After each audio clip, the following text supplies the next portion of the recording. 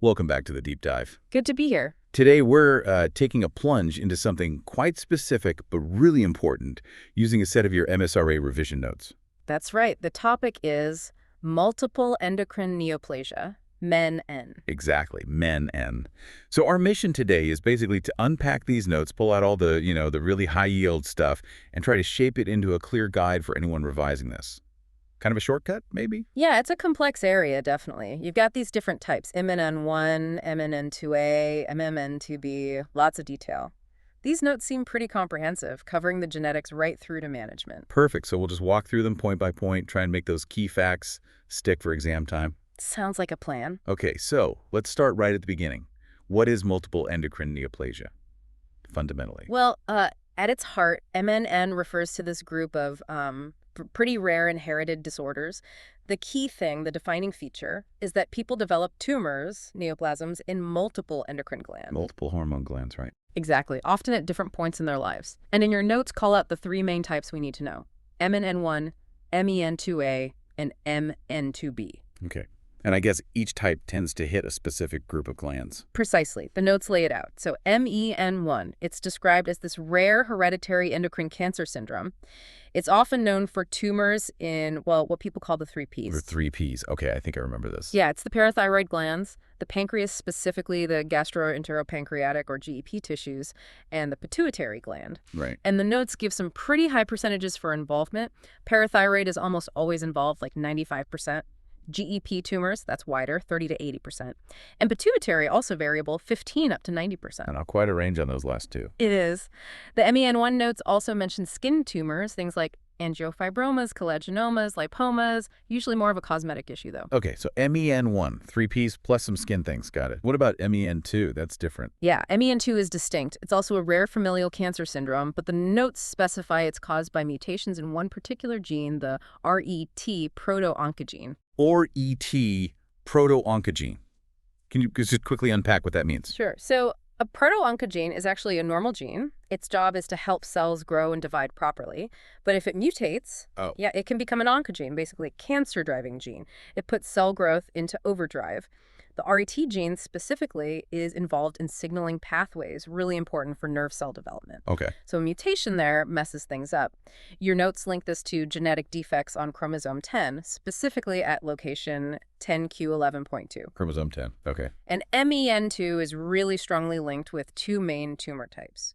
First, medullary thyroid cancer, MTC, that comes from the C cells in the thyroid, the ones that make calcitonin. MTC, right. And second, pheochromocytoma. Those are tumors in the middle part of the adrenal gland, the medulla, and they pump out too much adrenaline-like hormones. Pheos, okay. MTC and pheo for MEN2. And does MEN2 break down further? Yes, the notes mention subdivisions, MEN2A, MEN2B, and sometimes there's a third category called familial MTC, where it's just the thyroid cancer in the family, none of the other stuff.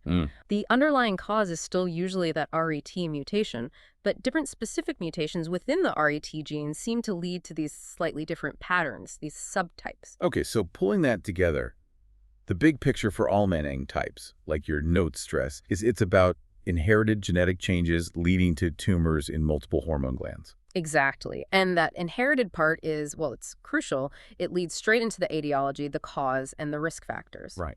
The notes are really clear here. These syndromes are typically passed down in an autosomal dominant pattern. Autosomal dominant, meaning a 50% chance for each child if one parent has it. That's the one, 50% chance. And the specific genes, as we said, are the MEN1 gene for MEN1 syndrome and the RET gene for both MEN2A and MEN2B. Got it. And these mutations basically disrupt the normal off switches for cell growth in those endocrine tissues, letting tumors form. So thinking about revision, high-yield risk factors, Yeah. What's the absolute #1 thing to remember? Family history. Your notes really hammer this home. If you have a relative with MEN, your risk is way higher. Makes sense. And that's why genetic testing is so important in families where MEN is known. Testing for that MEN1 or RET mutation can identify people who've inherited the risk, ideally before they even get sick. Right, proactive testing. Exactly. So maybe a quick memory hook for cause and risk. Think MEN is multisystem endocrine neoplasia. It's driven by inherited gene mutations, making family history the key risk factor. Good one. Okay, that makes sense. So we know the cause. How does it actually lead to the problems people experience, the pathophysiology? Okay, so the core mechanism is that faulty gene leading to abnormal cell growth, tumor formation in those multiple glands.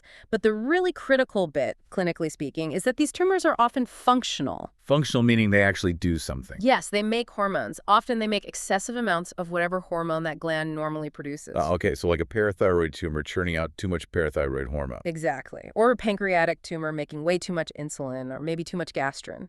And it's this hormone overproduction that causes the widespread hormonal imbalances. That's what leads to a lot of the signs and symptoms. The exact problems depend on which glands are affected and what hormones they're overproducing, and that differs between MNN1 and MN2. Okay, so the pathophysiology, the hormone excess, that directly links to the clinical picture. Makes sense. But hang on, before we dive into symptoms, the notes mention differential diagnoses. What else could look like MEN? And why is this important for revision? Good question. It's crucial because someone might come in with, say, high calcium or maybe symptoms of a FAO. That could be MEN1, but it could also be something else. Right. Not everything is a syndrome. Exactly. So your note suggests thinking about, well, other things that cause endocrine tumors or gland enlargement hyperplasia, but maybe aren't part of this inherited multi-gland pattern. But a one-off tumor. Precisely. Sporadic endocrine tumors, just one tumor in one gland, not inherited. Or isolated disorders, like someone just has primary hyperparathyroidism, nothing else. The notes also flag a couple of other rare inherited syndromes that can have endocrine features, like von Hippel-Lindau or neurofibromatosis type 1. Okay. So knowing these helps you think broader, helps you rule things out, and make sure you're not missing that bigger MNN picture. If it is there, you need to distinguish it. Got it. So differentiating is key. Okay, before we get into the nitty-gritty of symptoms, let's quickly cover epidemiology. Your notes give some UK numbers. Yeah, they do. Helpful figures, though they add a note saying the real prevalence might be underestimated because, someone might just present with one tumor initially and the syndrome gets missed. Oh, okay, so what are the numbers? Of the three main types, MEN1 is the most common, estimated around 1 in 30,000 people in the UK. 1 in 30,000. Okay. MEN2A is rarer, maybe 1 in 40,000. Slightly rarer. And then MEN2B is much, much rarer. The estimate is around 1 in a million. Wow, okay. That is a huge difference between 2A and 2B prevalence. It really is. The notes also just reiterate those chromosome locations we touched on earlier. Yeah. MEN1 gene on chromosome 11, specifically 11q13, and the RET gene for MNN2 is on chromosome 10 at 10q11.2. 11 for MN1, 10 for MAN2. And one other interesting point from the notes, about 10% of MNN1 cases aren't actually inherited. They're de novo mutations, just happen spontaneously in that individual. Ah, okay, so 90% inherited, 10% new. Good to know. So for a memory aid on the epi, maybe you think MN1, 2A, 2B, and the prevalence kind of goes down. 30K, 40K, Yeah. big jump to 1 million. Yeah, something like that could work. And MEN1 on chromosome 11, Mm. maybe you think 1 and 1 for MN1. And MN2 on 10, a bit of a stretch, but maybe helpful. An exam question could definitely hit you with these numbers or gene locations. Definitely good. Okay, so now let's really get into it. The clinical features. How does MN actually show up in people? Your notes say it's really diverse, right? Depends entirely on the type and which glands are acting up. That's spot on. Because of that hormone overproduction we talked about, you see specific symptoms. For instance, if the parathyroids are overactive hyperparathyroidism, you get high calcium in the blood. Hypercalcemia. And that causes symptoms. Oh, yeah. Fatigue, kidney stones, bone pain, constipation, confusion, lots of things. Pituitary tumors, well, that depends on which hormone they make. Too much prolactin might cause periods to stop, amenorrhea. Too much growth hormone causes acromegaly. Or the tumor itself can just press on things, cause headaches or vision problems. Okay. Pancreatic neuroendocrine tumors. These can be tricky. Insulinomas make too much insulin, causing low blood sugar, hypoglycemia, which is dangerous. Right. Gastrinomas make too much gastrin. That leads to severe recurrent stomach ulcers. That's called Zollinger-Ellison syndrome, and your notes specifically mention it impacts prognosis in MEN1. Zollinger-Ellison. Okay. Linked to MEN1 prognosis. Important. Very. Pheochromocytomas we mentioned cause high blood pressure, palpitations, sweating, headaches, those adrenaline surges. And medullary thyroid cancer, well, it's a type of thyroid cancer, can present as a neck lump. The notes also mention something about the timeline. Like, tumors start early, but symptoms may be later. Yeah, that's right. Tumors might begin developing even in the teenage years, but the actual symptoms from hormone excess or tumor growth might not become obvious until someone's in their 20s, 30s, or even later. And those skin tumors in MEN1. Right, the angiofibromas and things, they can appear earlier, sometimes before the endocrine stuff really kicks off, but usually they're just cosmetic. The notes also mention other rare things like carcinoid tumors, but they're less common. Okay, now this seems really crucial for exams. hmm Differentiating MN2A and MN2B clinically, your notes really emphasize this. Absolutely, this is high yield. They have overlapping features, both involve MTC and FAO, but also key differences. Okay, lay it out for us. How do we keep MEN2A and MN2B straight based on the clinical picture in the notes? Right, so MEN2A usually shows up later, often in the fourth or fifth decade, so 30s or 40s. Almost everyone with MEN2A gets MTC eventually.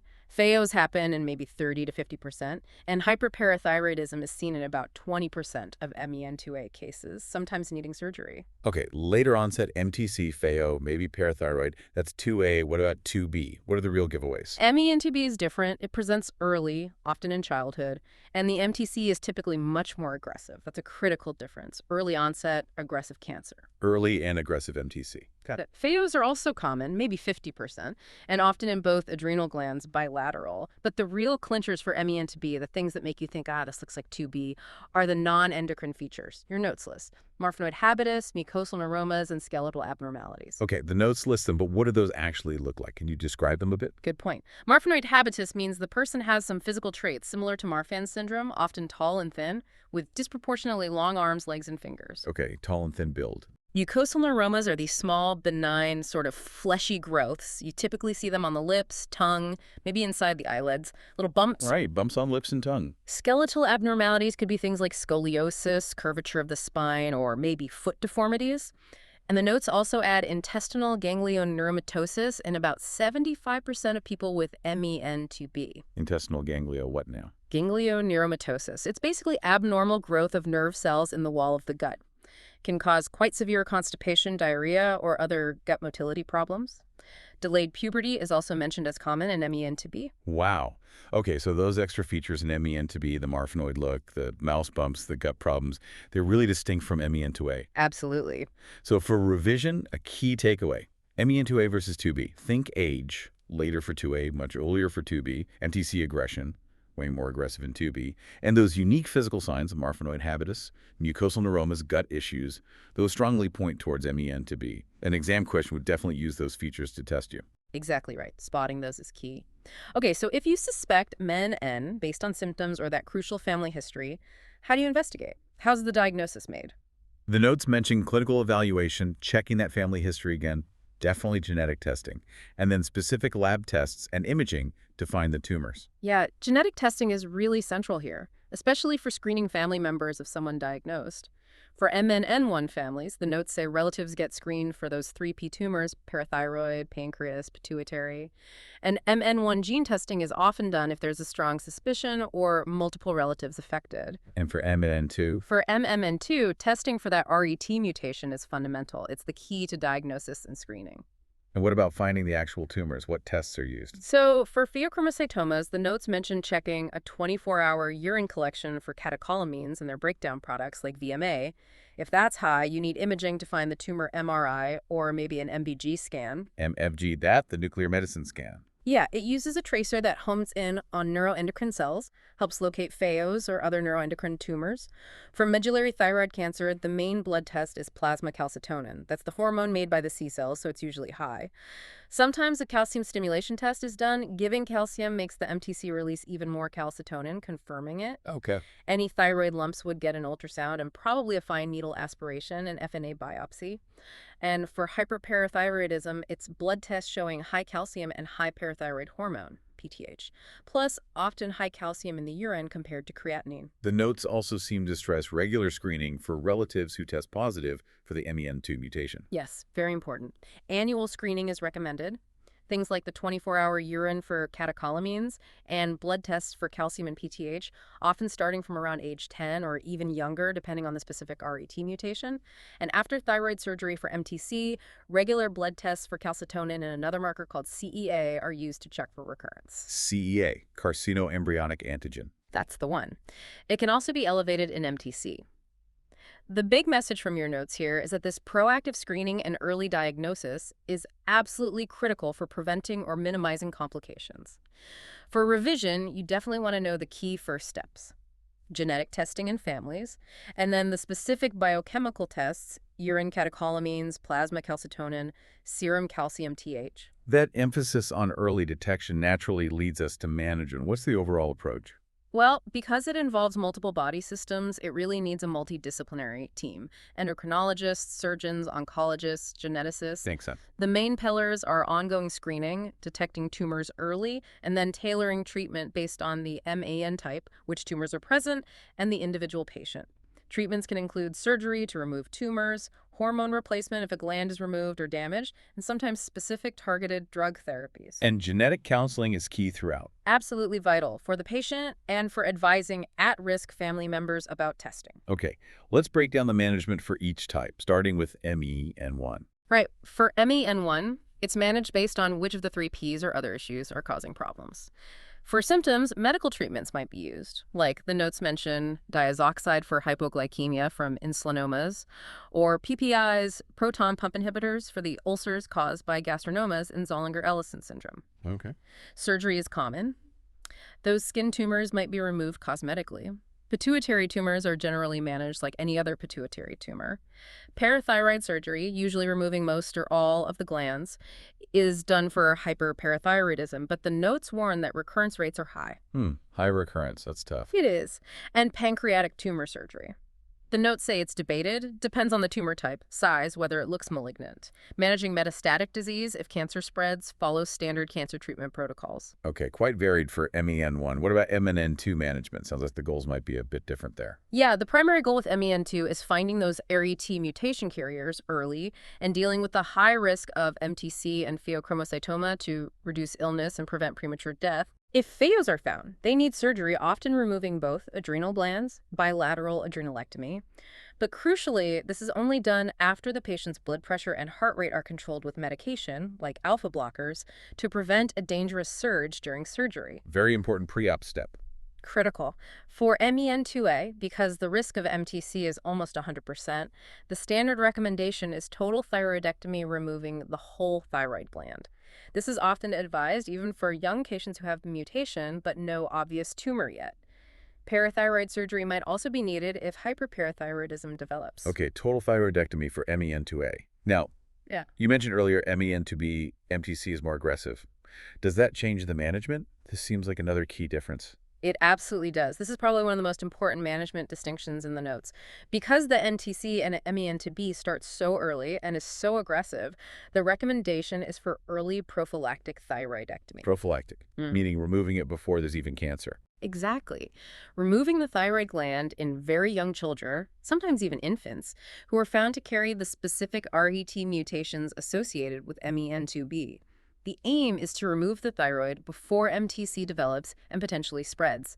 It's a major intervention, but considered potentially life-saving given the aggressive nature of MEN2B MTC. Wow, that's a huge decision. It is. And after thyroidectomy for MTC in either type, patients need lifelong thyroid hormone replacement and are monitored with those blood markers, calcitonin and CEA. Okay, so key management differences to flag.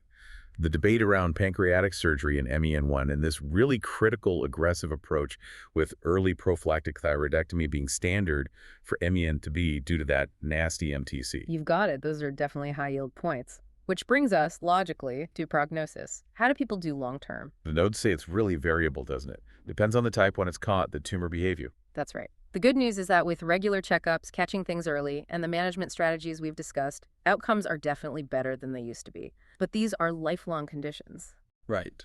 Your notes do mention that the average age of death for people with MEN1 is unfortunately lower than the general population, often related to complications from those pancreatic neuroendocrine tumors, especially if they become malignant, or from the severe ulcer disease in Zollinger-Ellison syndrome. What about MEN2 prognosis? For MEN2, the notes clearly state that MEN2B generally has a worse prognosis than MEN2A. Because of the MTC. Exactly. It's directly linked to that more aggressive MTC in MEN2B. If it's not caught extremely early, before it spreads, it can lead to early death from metastatic disease. This really underlines why that early screening and prophylactic surgery is so heavily emphasized for MEN to be. So the takeaway on prognosis seems to be, it's not fixed. Early action makes a massive difference, especially with that aggressive MTC and MEN to be. That sums it up perfectly, and that highlights the importance of knowing the potential complications over time. Right. What does the list look like in the notes? What are the main long-term issues? Several things are mentioned. One is metastasis, the cancer spreading to other parts of the body. Another is tumor recurrence, even after surgery. Then there are the ongoing problems from hormonal imbalances, causing symptoms or affecting organ function, and simply the risk of developing new endocrine tumors in different glands as time goes on. So it's an ongoing process. It is. And the final sentence in your notes really drives this home. Lifelong monitoring and appropriate management are crucial to minimize these complications. You know, that raises a really important point. Yeah. Given this potential for multiple tumors recurrence, all these complications over a whole lifetime, how does that lifelong monitoring actually change things for someone living with men? It's clearly not just about treating the first tumor they find. No, absolutely not. It's a fundamental shift. Lifelong monitoring means committing to regular, often yearly or even more frequent checkups, blood tests, urine tests, imaging scans. It becomes a constant backdrop to life. But the purpose, based on everything in these notes, is proactive surveillance. It's about catching the next potential problem, whether it's a recurring tumor, a new tumor, or a hormonal imbalance at the earliest possible stage when it's most treatable. It's demanding, yes, but it's the cornerstone of improving long-term health and quality of life for people with these complex syndromes. A continuous process of vigilance and early action. Got it. Exactly. Well, that brings us towards the end of this deep dive into your MSRA notes on multiple endocrine neoplasia. We've covered a lot of ground. We have. From the basic definition and the different types, MEN1 with the 3 Ps, MEN2A and 2B linked to RET mutations, To the genetics, the pathophysiology of hormone excess, the things you need to differentiate it from, the epidemiology, those key clinical features, especially distinguishing MEN2A and 2B with things like the marfanoid habitus and mucosal neuromas, the investigations, focusing on genetic testing and screening for specific tumors. and the management, highlighting crucial differences like prophylactic thyroidectomy and MEN2B. Right through to prognosis and the need for lifelong monitoring to manage complications. Hopefully breaking it down like this has helped pull out those really essential high-yield points for your revision, remembering the core genetics, the specific glands for each type, those unique MEN2B features, and the critical importance of early detection and tailored management, especially for MTC. Those are probably the biggest takeaways. Absolutely. We really hope this deep dive has given you some clear points to focus on from your own notes on MANN. And if you're looking for more revision help, don't forget to check out PastTheMSRA.com. And FreeMSRA.com as well, both great resources. Good luck with all your revision. Yes, best of luck. Thanks so much for joining us for this deep dive today.